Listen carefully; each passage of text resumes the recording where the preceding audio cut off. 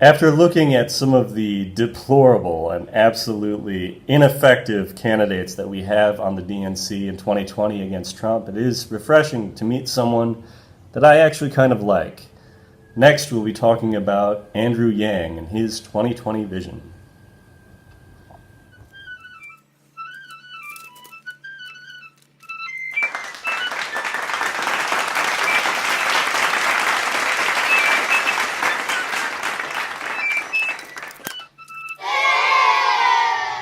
Another young-ish candidate and someone who hasn't appeared on the CNN town halls, which gives them points in my opinion, Andrew Yang.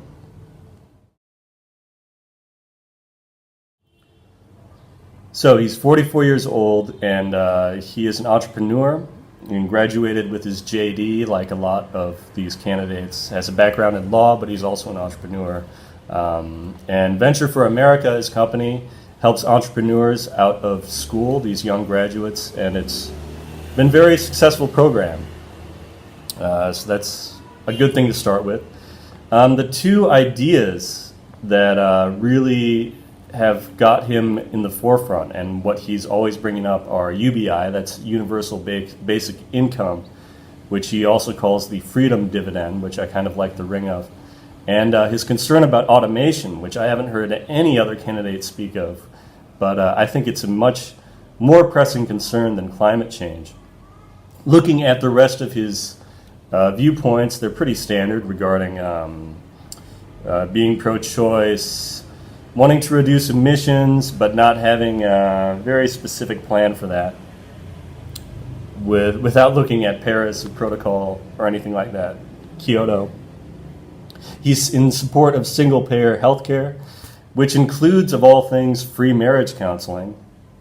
Now, again, I'm not sure, nothing is really free, and I'm not sure the point of having free marriage counseling, but maybe that is a response to my generation. To the millennials, those of us who are quite often divorced and very often not married at all. So that is good. Free counseling, I think everyone should have access to that. We want to avoid having altogether free health care. As we see, that might have been one of the contributing factors to what's happening in Venezuela. He supports the legalization of cannabis and opioids, but he says no to cocaine for some reason, which I find kind of odd. I think opioids kill a lot more people than cocaine does. Cocaine, as we know, Coca-Cola, cocaine was part of American culture a long time ago. And to still want to restrict that while saying yes to cannabis and opioids,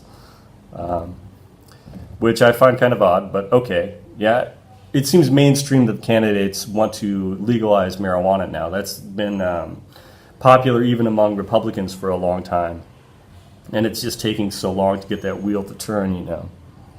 But he wants to follow the Portugal model. In Portugal, they legalized all drugs, and they've seen a decline in overdoses, in crime related to drugs and all that. And so if we're going to look at the Portugal model, I think that's a very good idea.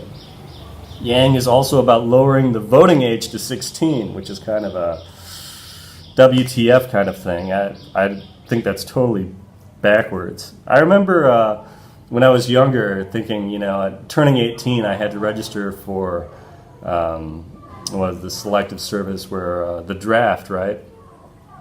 And thinking, you know, I can be asked by my government to go take a bullet and yet still legally not allowed to drink, which I found kind of odd.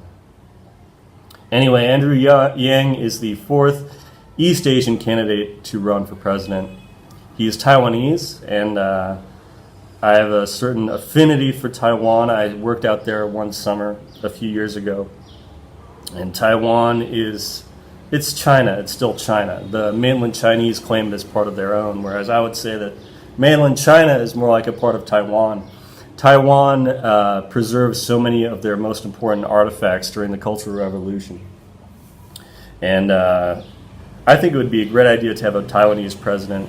It would send, or a Taiwanese American president, it would send a very definite message to mainland China, who is definitely one of our rivals at this time. Finally, I just wanted to point out that Andrew Yang does have an alt-right, even white supremacist following. I Googled Andrew Yang white supremacy, and I got 460,000 results. Now, I'm not sure, these words alt-right and white supremacy, they almost have no meaning. They get thrown around so carelessly. This is Clown World, this is 4chan, this is turning everything into Nazi-related, racist-related stuff. When really, come on, he's Asian, he's not even white. But I think it is kind of funny that he has this huge following. There are people who didn't support, or the Trump supporters in the alt-right, the Trump supporters in 4chan, these other places, they're the ones saying we need to support Yang, let's get on the Yang gang. And Yang is very charismatic, he speaks well on camera, he's focused on policy, which is what sets him apart from every candidate that I've looked at so far, apart from maybe Bernie, but Bernie has his own hang-ups as well. But Yang, it's all about policy. So even speaking to conservatives, even speaking to, I saw him talk to Tucker Carlson last night, and you see it's all focused on policy. It's not about telling empty anecdotes, it's not about telling the American dream story or any of that. He speaks directly to what he's going to do for people. And I love this idea of the freedom dividend, the universal basic income.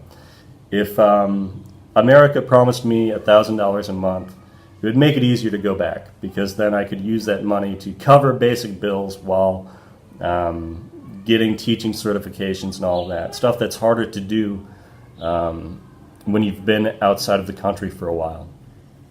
I'm not sure where that money is going to come from, but unlike many conservatives who say, well, we can't just give away free stuff, free stuff, free stuff. I mean, I always think about the $2.4 trillion that we spent in Iraq and in Afghanistan, and wishing that we had that money back, and thinking, well, if they can throw away all that money for a pointless war that we get nothing out of besides one dead bin Laden, I guess, then they can figure out how to spend that money to help the everyday average American. Yang wrote a book, I forget the exact title, but it's like The Death of the Ordinary American. Just the working class person, just realizing that most people do not have college degrees, they just go out into the workforce. And with automation, a lot of those jobs are going to be eaten up. He had some interesting ideas about the employment rate, about how many people are actually working, some challenges to the considerations that Trump keeps bringing up, saying that, well, more people are working now more than ever, but we have to consider the sizable population that's not in the workforce at all and what it will take to get them back in. Anyway, I like Andrew Yang. He's got some crazy ideas like lowering the voting age to 16.